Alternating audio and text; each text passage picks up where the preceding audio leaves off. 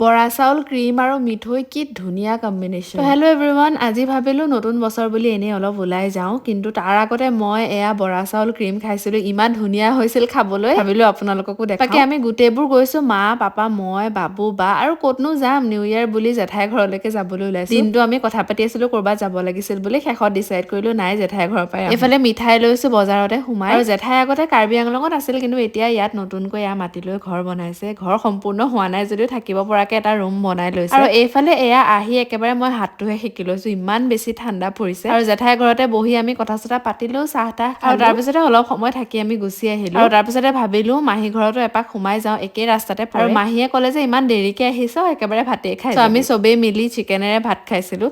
আৰু এয়া মই চুনুৰ লগত ৰীল এটা বনাইছিলোঁ, আচলতে মন যায় ইহঁতৰ লগতে নিজকে সৰু সৰু যেন লাগে যে, সেয়েহে মন যায় এনেকে কৰিবলৈ। আৰু তাৰপিছতে আমি চিকেনেৰে ভাত খালোঁ, ইমান ধুনীয়া হৈছিল খাবলৈ। আৰু খাই বৈ 9:30-10 মানত চাগে আমি ঘৰ পালোহি।